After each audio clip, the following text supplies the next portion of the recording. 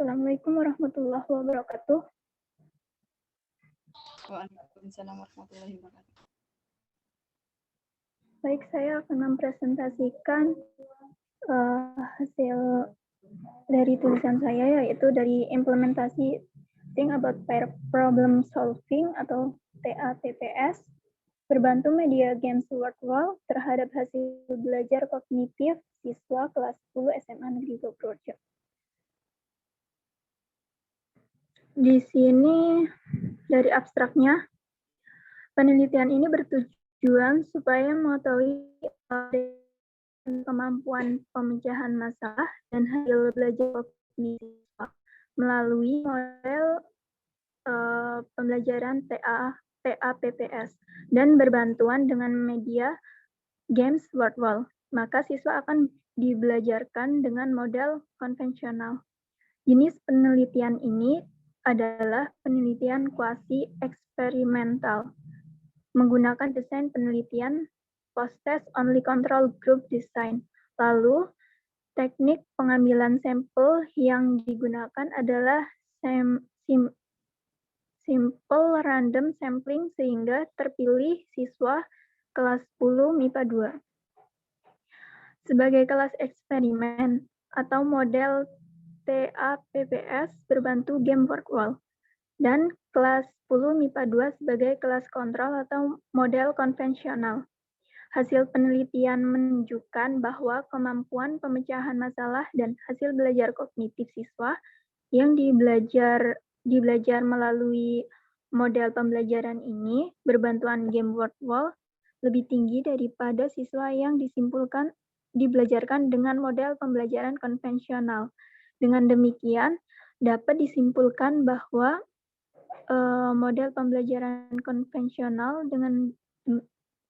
dapat disimpulkan bahwa ada perbedaan kemampuan pemecahan masalah dan hasil belajar kognitif antara siswa yang dibelajarkan dengan model TAPPS berbantuan game virtual dengan siswa yang dibelajarkan dengan model konvensional. Kata kuncinya, think about pair problem solving, yaitu TAPPS, media game virtual, kemampuan pemecahan masalah, dan hasil belajar. Kemudian pendahuluan. Pendahuluannya itu memuat 4 paragraf ya. Yang pertama, mata pelajaran kimia, yaitu definisinya, merupakan bagian pembelajaran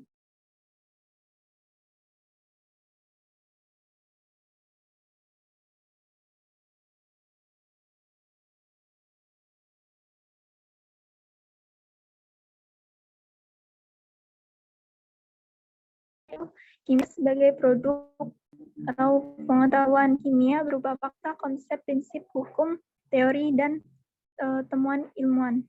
Dan kimia sebagai proses kerja ilmiah itu diambil dari Permendiknas tahun 2006. Gambaran umum tentang pemahaman konsep kimia melibatkan beberapa kajian aspek seperti makroskopis, mikroskopis, dan simbolis.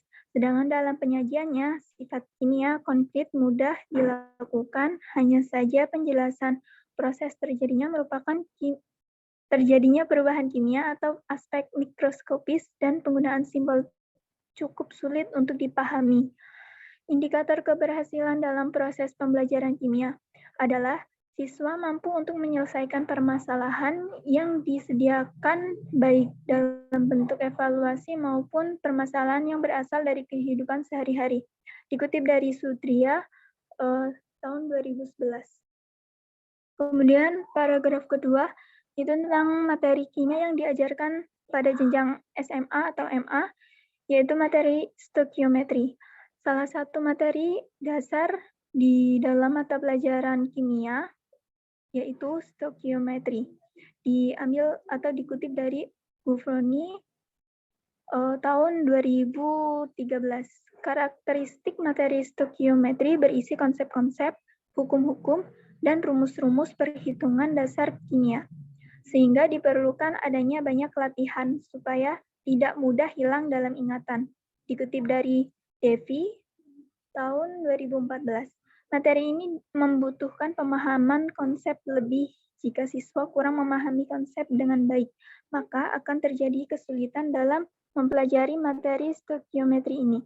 Menurut Shadrack dan Enonowe tahun 2017, apabila pemahaman tidak memadahi tentang konsep mol, maka hal tersebut merupakan salah satu penyebab kesulitan mahasiswa dalam stoikiometri. Stoikiometri sebagai topik abstrak dan sulit untuk diajarkan, sehingga pengajaran perhitungan diambil dari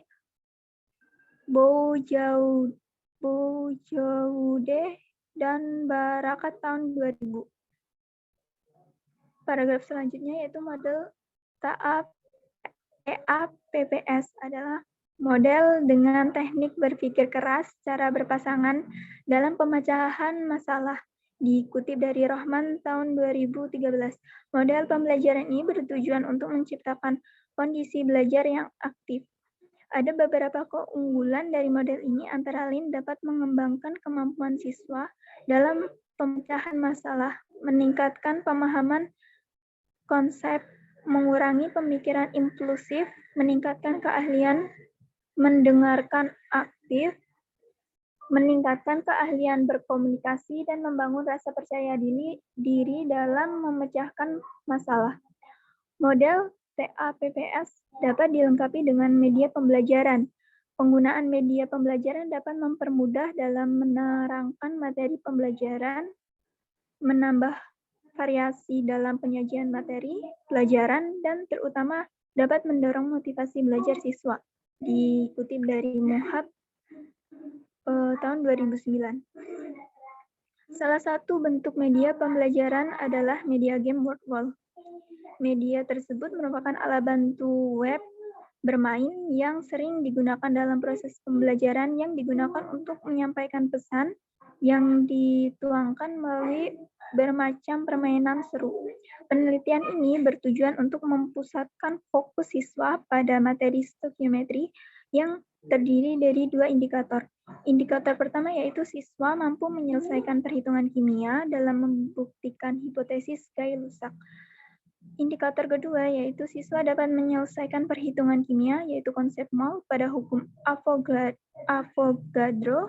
Kemudian indikator ketiga yaitu siswa mampu menentukan rumus molekul untuk menentukan senyawa hidrat dan anhidrat.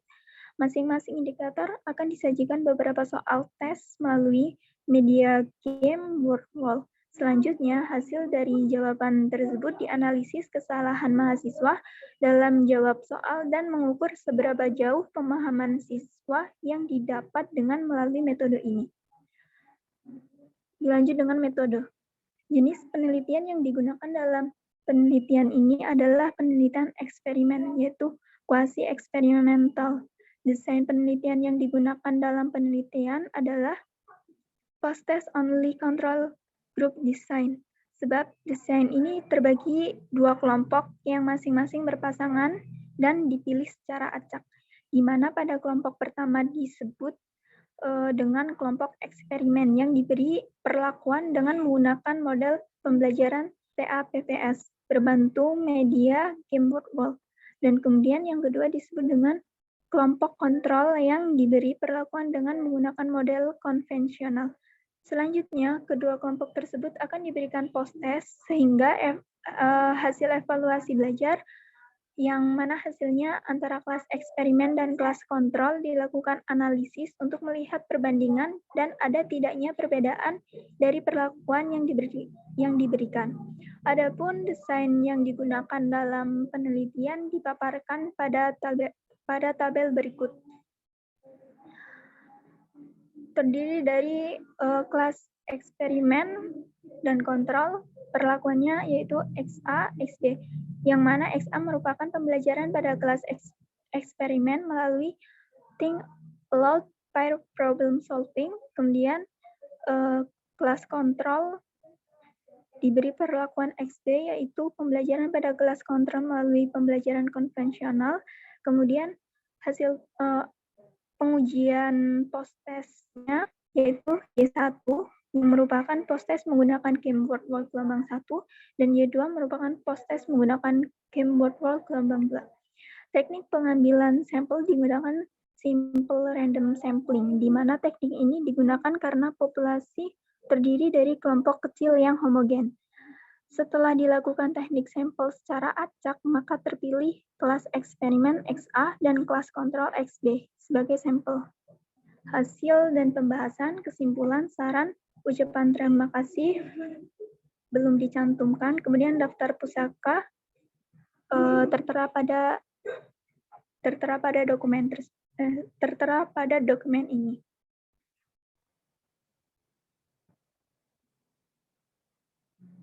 Mungkin sekian dari presentasi saya.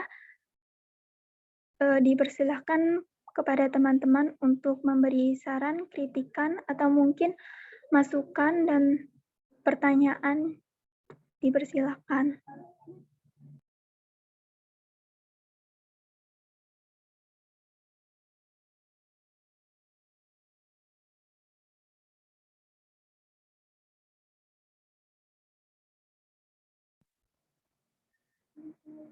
Mungkin boleh melalui room chat atau bertanya langsung melalui audio Zoom.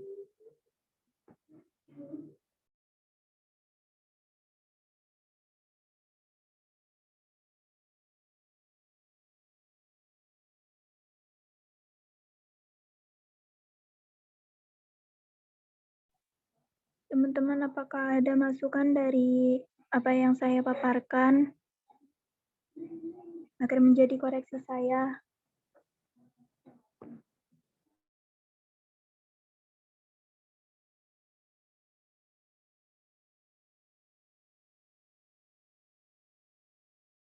Mungkin saya tunggu, nanti kalau misalkan nggak ada pertanyaan, dilanjut dengan presentasi berikutnya ya teman-teman.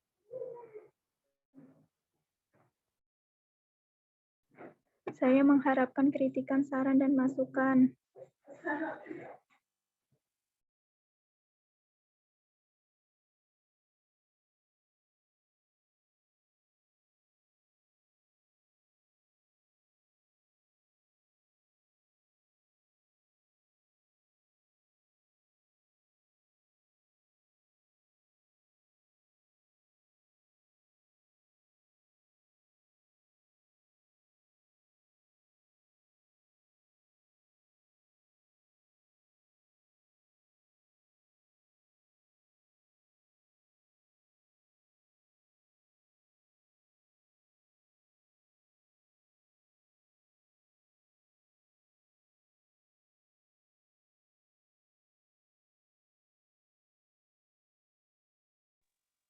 Lanjut presentasi aja, Mbak.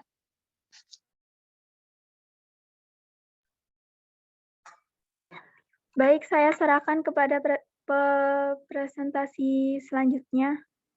Terima kasih, teman-teman.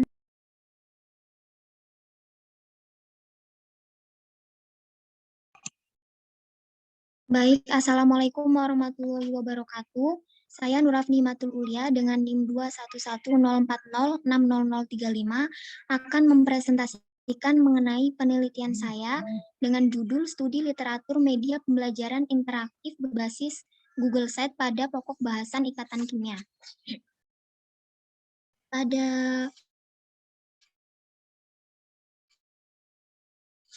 pendahuluan, paragraf pertama membahas mengenai pandemi dan pembelajaran daring yang sehingga dilakukan dengan pembelajaran secara online. Yang kedua, pada paragraf kedua membahas mengenai kedudukan guru dalam pendidikan memegang posisi yang sangat berarti dalam menggapai pendidikan. Pada paragraf ketiga membahas mengenai beberapa manfaat mengenai penggunaan website menurut Rusman dalam Solihuddin. Kemudian yang pada paragraf keempat yaitu cara sederhana dan mudah untuk membuat media pembelajaran berbasis kelima, yaitu pada paragraf kelima membahas mengenai mata pelajaran kimia, yaitu materi ikatan kimia. Pada paragraf keempat, menyimpulkan dari paragraf 1, peneliti akan melakukan menggunakan Google Sheet pada pokok bahasan ikatan kimia dengan mengkaji kelebihan media pembelajaran berbasis website dengan Google Sheet yang disusun.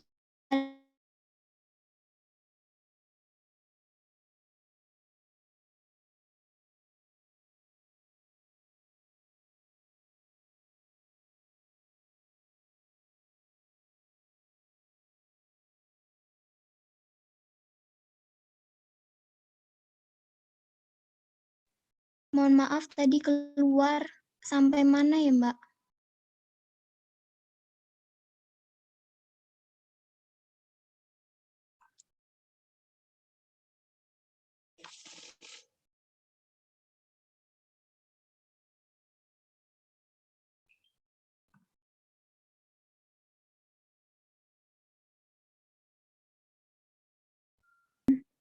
Sampai paragraf yang menyimpulkan sepertinya, Mbak.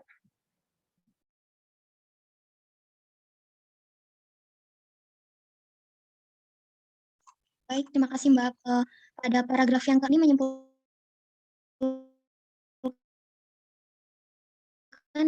dari paragraf penelitian dengan menyusun media pembelajaran berbasis web dengan pada pokok bahasa ikatan kimia.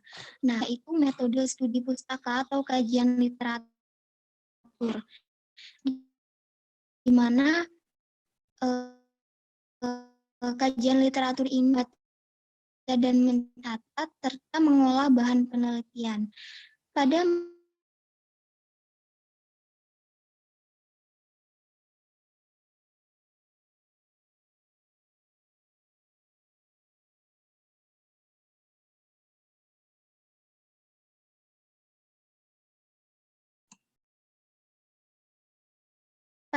metode literatur review mengadopsi 5 tahapan yang sesuai dengan yang dibahas oleh Cahyono 2019. Tahapannya itu adalah yang pertama menemukan literatur yang relevan, yang kedua melakukan evaluasi sumber literatur review, yang ketiga melakukan identifikasi tema dan kesenjangan antara teori dengan kondisi di lapangan, yang keempat membuat struktur garis besar, yang kelima menyusun hasil literatur review dan menarik kesimpulan dari jurnal-jurnal yang diteliti tersebut. Pada penelitian ini, penulis mengumpulkan artikel-artikel yang diulas sebagai sumber yaitu dari Google Scholar, Publish or Perish, Garuda, dan sumber lainnya. Di sini sumber lainnya dari Google, searching dari Google biasa. Kemudian pada sebelum melakukan review atau ulasan, penulis menyiapkan pertanyaan penelitian, yaitu yang pertama bagaimana efektivitas tentang pemanfaatan media pembelajaran berbasis website pada Google Sheet terhadap pembelajaran. Yang kedua, bagaimana pengaruh media pembelajaran berbasis website pada hasil pembelajaran ikatan kimia. Pada penelitian ini, sumber yang didapat pada Google Scholar didapatkan artikel mengenai media pembelajaran Google Sheet sebanyak 49 jurnal yang akan diteliti. Pada Publish or Perish didapatkan jurnal sebanyak 4 jurnal. Pada Garuda didapatkan jurnal sebanyak 2 jurnal. Untuk pembahasan dan kesimpulannya belum dicantumkan, dan di sini juga ada data sumber datanya juga harus dicantumkan. Kemudian referensi yang sudah tercantum dari pendahuluan. Sekian dari presentasi dari saya. Selebihnya mohon maaf. Assalamualaikum warahmatullahi wabarakatuh.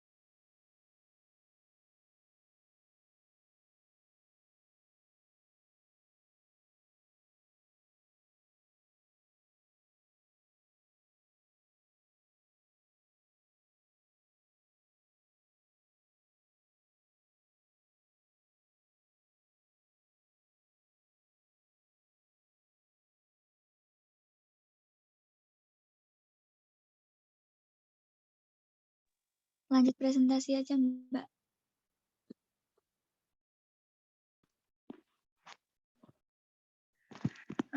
Assalamualaikum warahmatullahi wabarakatuh. Perkenalkan, saya Iswatul Uman, NIM 21104060036. Di sini saya akan mempresentasikan tentang penelitian yang akan saya kaji. Sebelumnya, minta bantuan Mbak Elisa untuk share screen. Ya, penelitian saya berjudul Efektivitas Media Pembelajaran Animasi Berbasis Pauton, Materi Koloid bagi Siswa Kelas 11 MARIA Tulautut Tolabah Medan. Pada pendahuluan itu ada 7 paragraf. Yang pertama membahas tentang pengertian dari efektivitas serta bagaimana pembelajaran itu dapat dilakukan secara efektif. Selanjutnya, paragraf kedua membahas tentang definisi pendidikan, proses pendidikan, serta tujuan dari pendidikan. Paragraf ketiga membahas tentang proses pembelajaran, pengertiannya, lalu tujuan dari pembelajaran tersebut. Paragraf keempat yaitu membahas tentang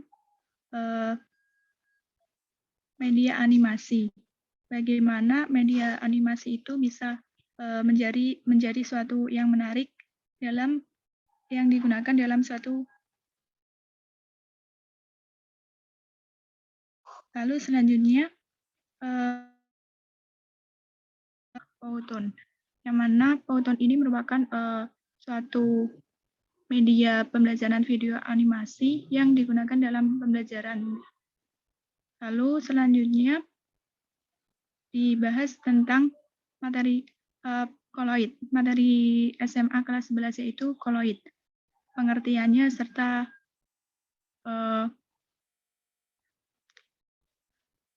motivasi, sesuatu yang dapat memotivasi siswa untuk mempelajari materi koloid. Dan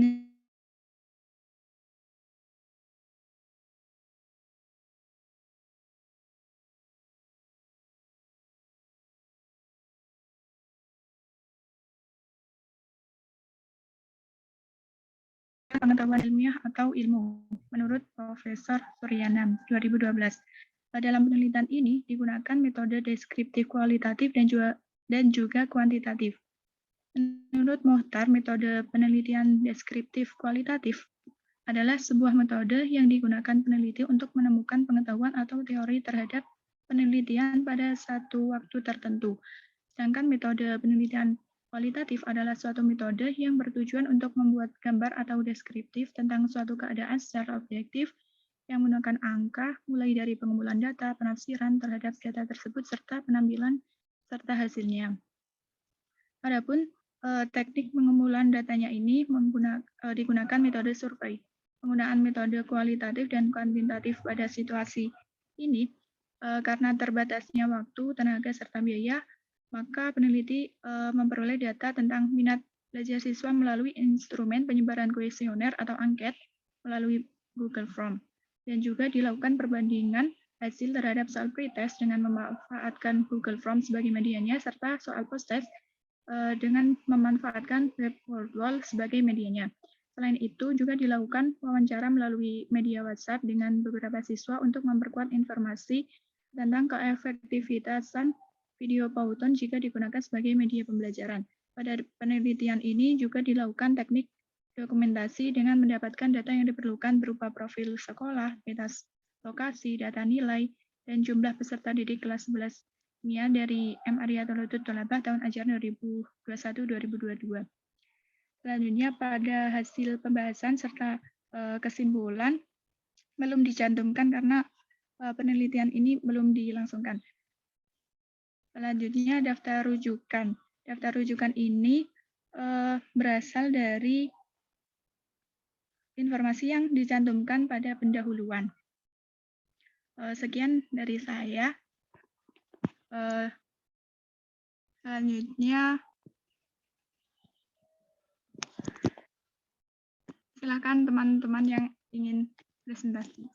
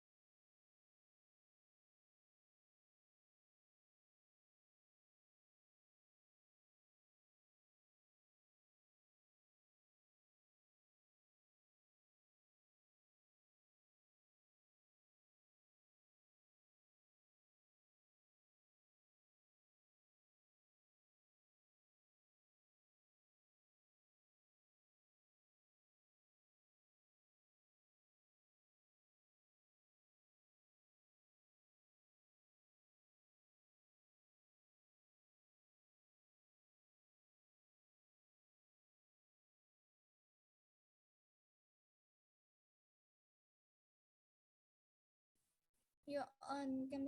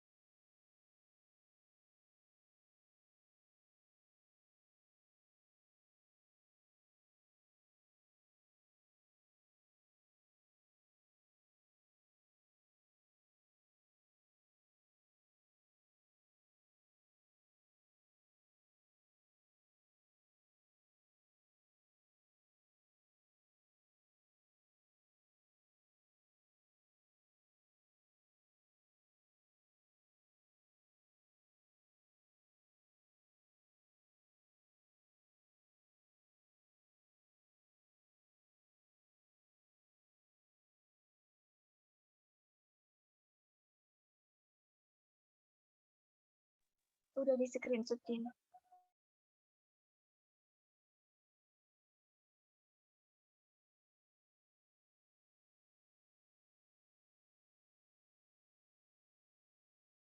Ya, belum Edin.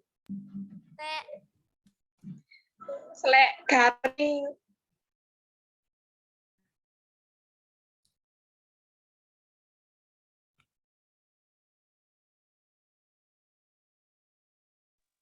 Ini mau ditutup aja nih. Jatuh.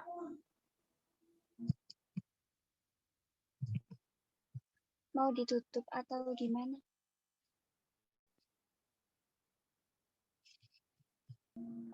Chat bapaknya dibales enggak Enggak, udah tak chat dari tadi. Jam berapa ya? Sekitar jam 9 belum dijawab sampai sekarang.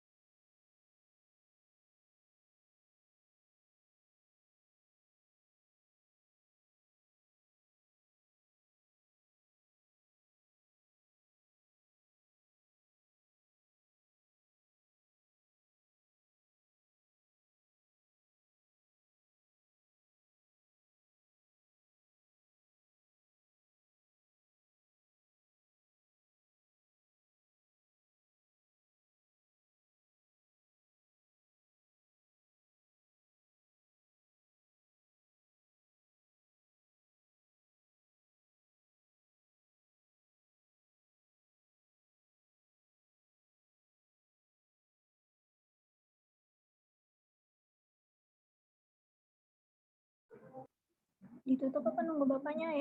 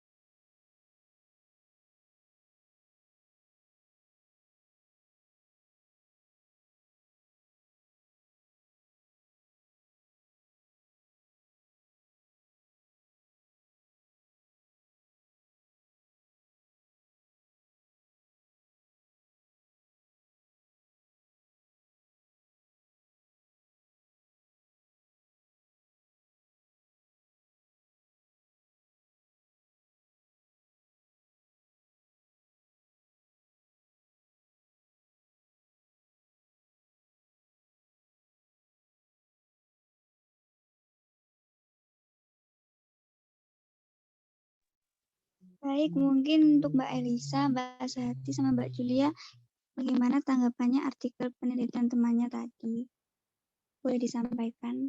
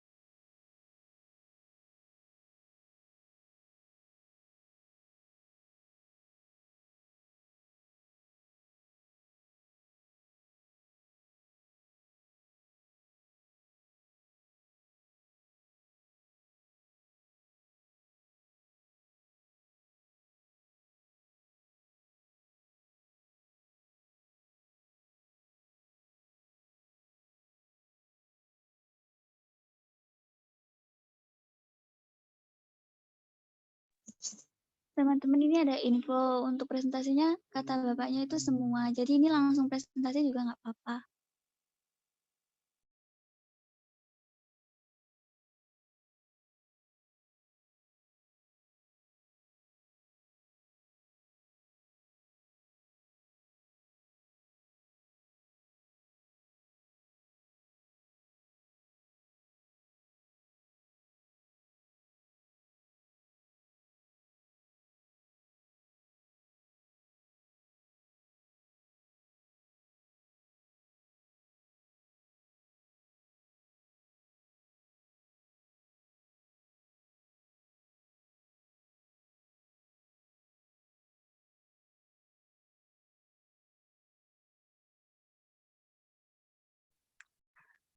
Assalamualaikum warahmatullahi wabarakatuh.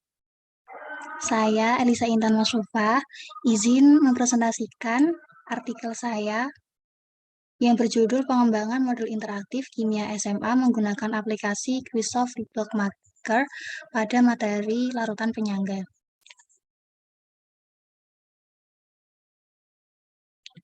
Penelitian ini merupakan pengembangan bahan ajar yang berupa e-modul untuk memfasilitasi siswa dalam belajar. Tujuan penelitian ini adalah mengembangkan e-modul interaktif Kimia SMA kelas 11 menggunakan aplikasi Quizsoft Bookmaker pada materi larutan penyangga. Subjek dalam penelitian ini adalah siswa kelas 11 dari MA Sunia Sela di Kabupaten Grobogan. Pengumpulan data dalam penelitian ini berupa wawancara dan angket.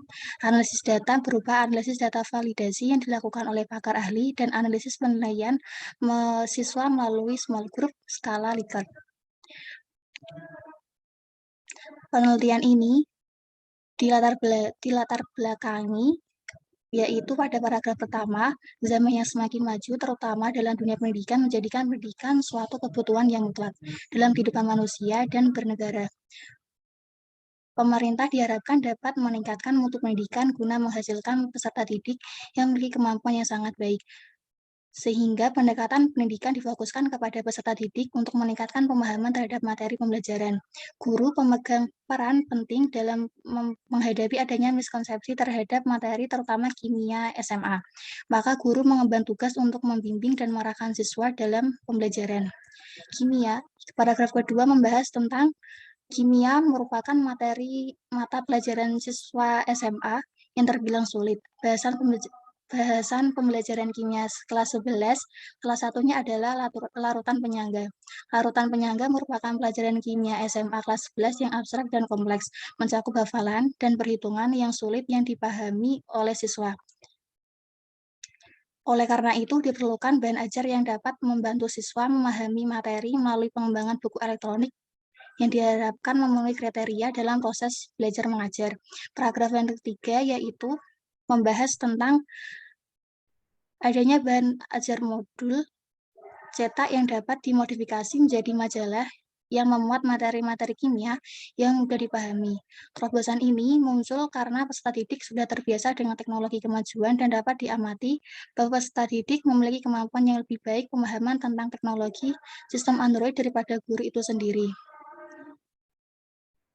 Paragraf yang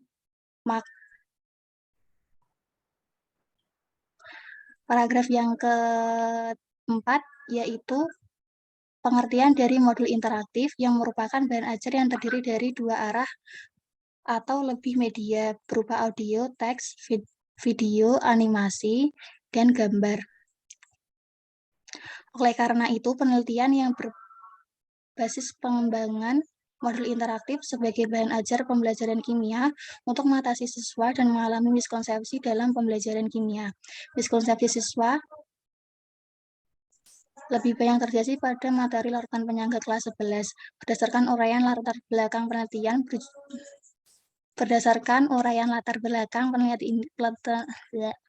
penelitian ini berjudul Pengembangan Modul Interaktif Kimia SMA menggunakan aplikasi Quizsoft Bookmaker pada larutan penyangga. Pada metode penelitian ini menggunakan penelitian pengembangan. Penelitian ini berorientasi mengembangkan dan memvalidasi produk yang digunakan dalam kegiatan belajar mengajar.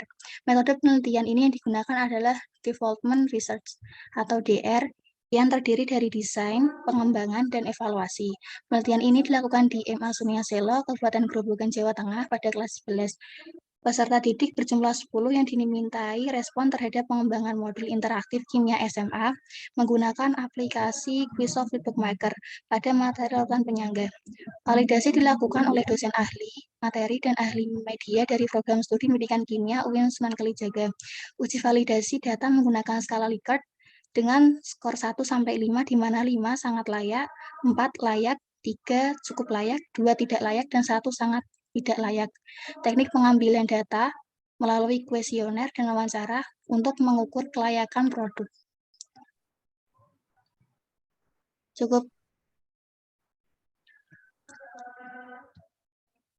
Cukup sekian dari presentasi penulisan artikel saya. Kurang lebihnya mohon maaf. Wassalamualaikum warahmatullahi wabarakatuh.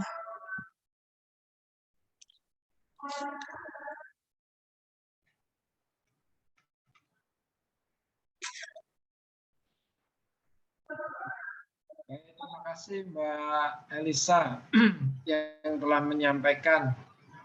Sudah yang berapa ini yang maju? Keempat, Pak. Keempat, oke. Dari tadi berempat. Oke, Pak. Baik, Mbak Elisa, coba dibuka lagi di metodologi penelitiannya.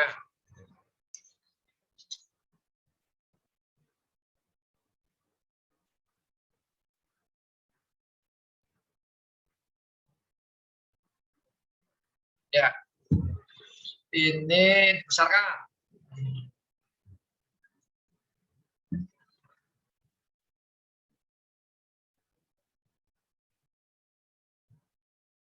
Bisa besarkan lagi tulisannya? Tidak terbaca saya.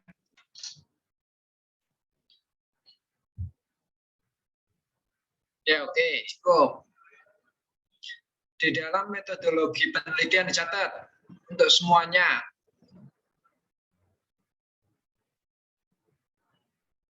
Yang pertama, di dalam metodologi dibagi menjadi 4 bagian.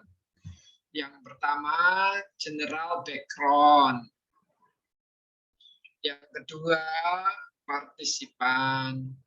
Yang ketiga, instrumen dan prosedur. Yang keempat, analisis data. Yang pertama, general background, apa isinya? Yang pertama, sudah bisa terdengar suara saya, Mbak dan Mas?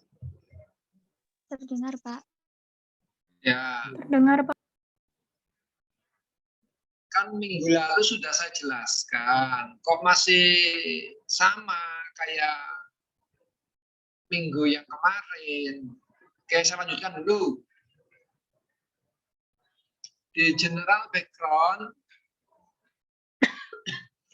berisikan satu pendekatan penelitian. Pendekatan penelitian menurut Broad Angle adalah bla bla bla bla bla bla. Menurut saya apa? Gitu ya.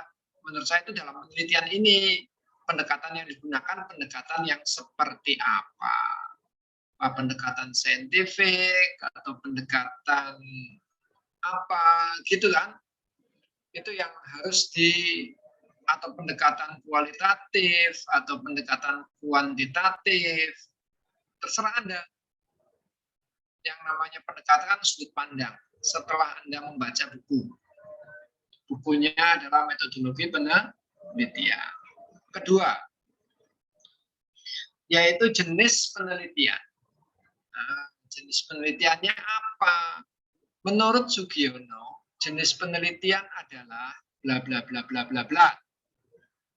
Dalam penelitian ini, jenis yang digunakan adalah jenis penelitian kualitatif. Nah, begitu. Jadi ada positioning Anda. Paham ya? Halo? Paham, Pak. Oke, saya lanjutkan. Yang berapa tadi?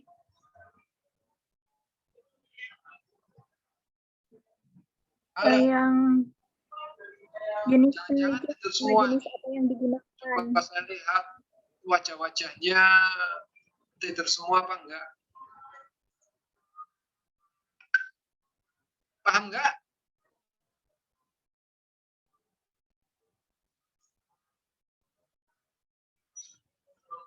Wah, ini sudah luhur nih. Sudah lobet ini. Oke, yang ketiga. Jenis pendekatan, jenis desain. Nah, desain penelitiannya seperti apa? Menurut siapa? Arikunto Suharsimi Arikunto, desain penelitian adalah bla bla bla bla bla. Desain yang saya gunakan adalah begini. Nah, begitu. Setelah desain baru adanya satu lagi apa namanya model. Nah, modelnya gambarnya seperti ini, model alurnya. Model penelitian adalah menurut siapa? Nasution adalah bla bla bla bla bla.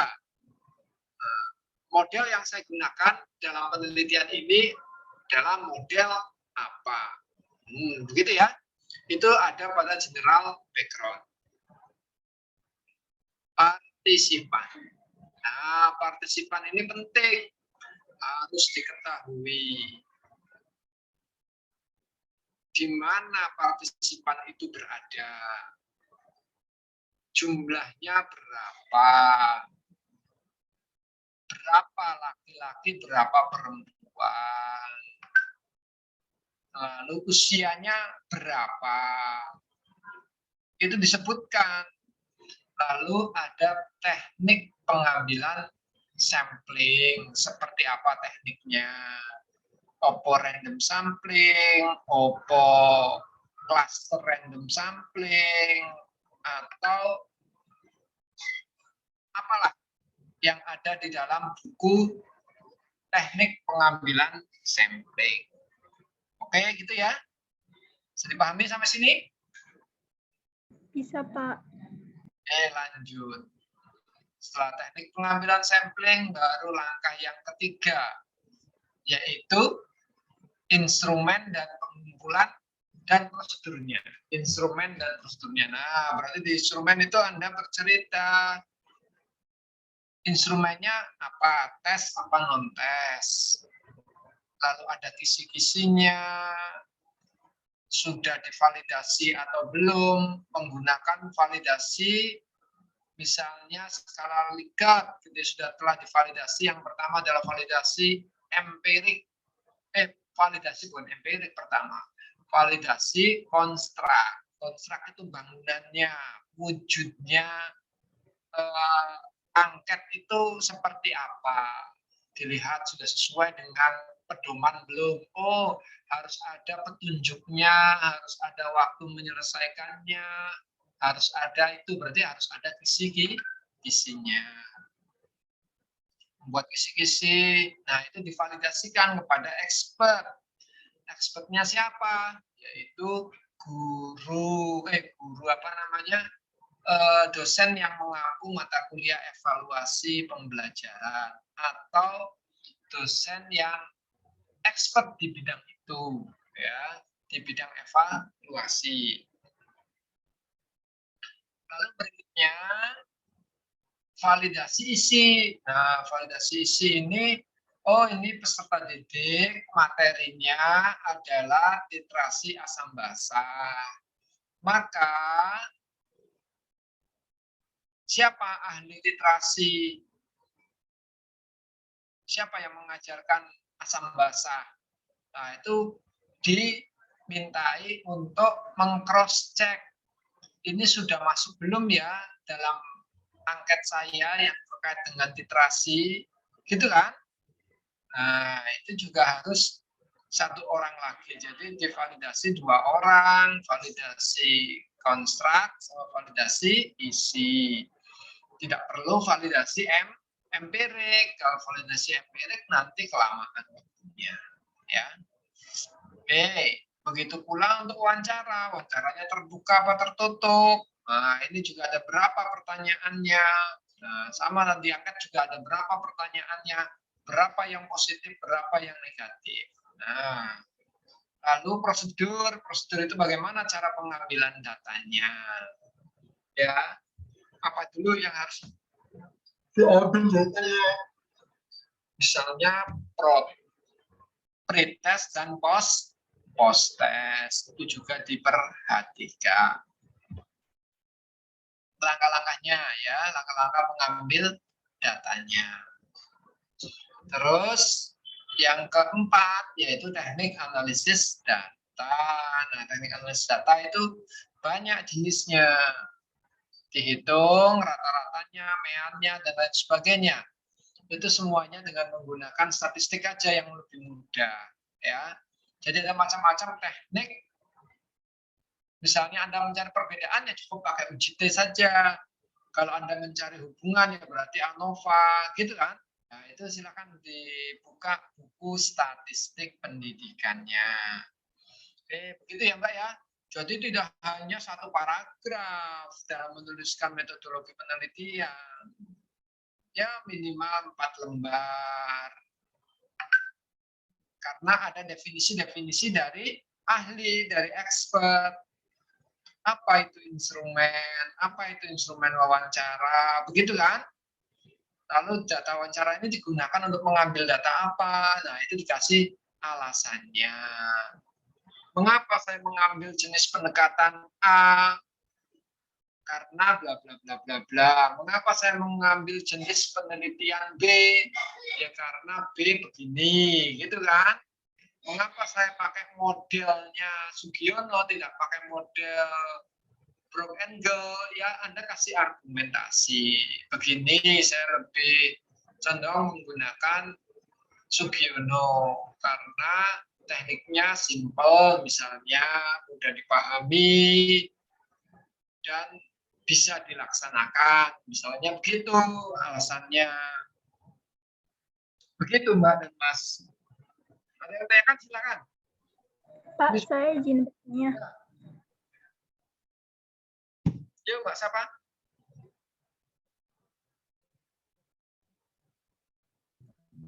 Mohon maaf tadi keluar Pak. Izin bertanya untuk general background itu kan yang analisis data itu diperbolehkan nggak Pak kalau misalkan menggunakan tabel, tidak pakai data statistik itu?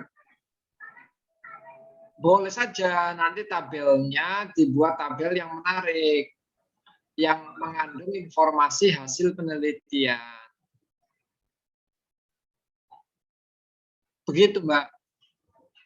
Baik Pak, terima kasih. Jadi boleh-boleh saja mau bentuknya apa, bentuk apa, begitu.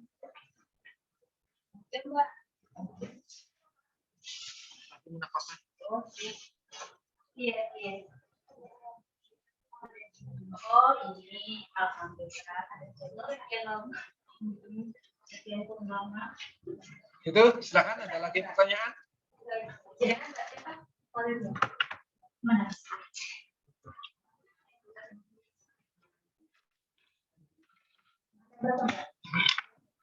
Bapak izin bertanya lagi. Ya, silakan. Untuk instrumennya validasi konstrat ya Pak. Nah itu kan dalam itu nanti disertakan gambarnya atau tidak, atau hanya Validasi konstrak itu digunakan misalnya Anda terhadap pengaruh pembelajaran kooperatif learning terhadap hasil belajar. Jadi instrumennya yang pertama untuk melihat pembelajaran kooperatif learning ini harus ada apa instrumennya? Oh berarti harus ada RPP. Nah situ nanti RPP yang divalidasi. Hasil belajar, oh berarti saya mau menggunakan tes, berarti tesnya yang divalidasi. Begitu Mbak. Mbak Suku tadi ya, tanya ya. Coba ditutup dulu share screen-nya biar saya bisa melihat semuanya. Nah, ini kan kelihatan semua.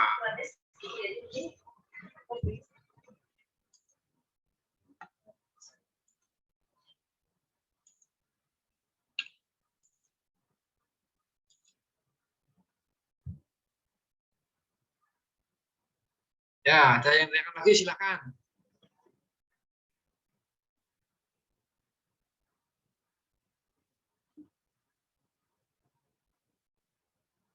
Sudah jelas belum tadi yang saya sampaikan? sudah Pak. Terima kasih Pak. Silakan dilanjutkan lagi presentasinya.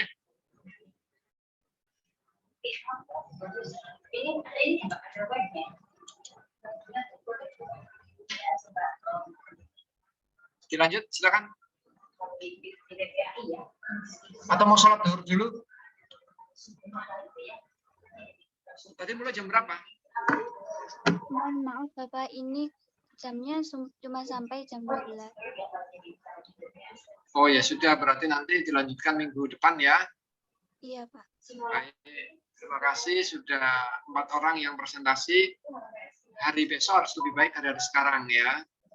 Jadi jangan sampai ini daftar pustaka nggak ada, besoknya nanti harus sudah ada. Abstrak belum ada, besoknya harus sudah ada abstrak. Begitu ya, saling bertanya di kelas A dan B. Ya, kalau nanti ada hal-hal yang belum jelas bisa disinkronkan. Nah, cara menulisnya tadi ada yang bertanya pada saya tadi. Siapa itu yang WA saya? Saya nggak dong Pak apa yang mau dimaksud. Nah, saya juga nggak tahu siapa tadi yang WA saya ya. Makanya tak masuk dulu ke Zoom. Jadi Anda bisa melihat di link yang sudah saya kirim itu, nah itu cara menulisnya. Ada citasi ganda, daftar pustakanya minimal yang saya tulis itu. Ya, jadi nanti daftar pustakanya yang minimal yang saya tulis itu ada berapa itu ya? Ada 70 atau 80 itu ya daftar pustakanya itu. Semuanya dikutip, disitasi semua. Ya Mbak Faiz ya. Ini sudah ngantuk Mbak Faiz nih. Ini juga yang lain udah pada tidur nih Mbak Kofifa, Aryo udah pada tidur nih.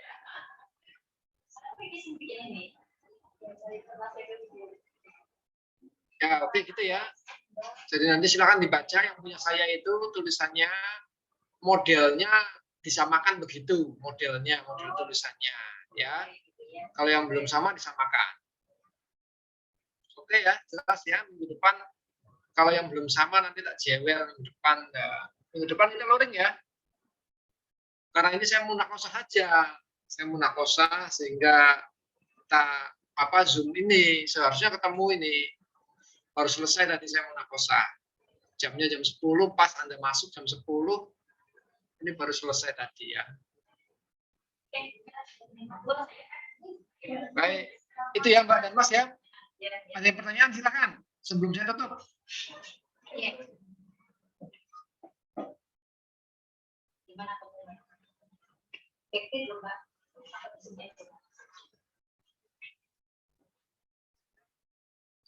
Baik, kalau nggak ada ya sudah.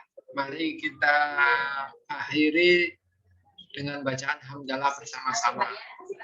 Alhamdulillahirrahmanirrahim. Kurang lebihnya saya mohon maaf. Wabillahi taufiq. Assalamualaikum warahmatullahi wabarakatuh.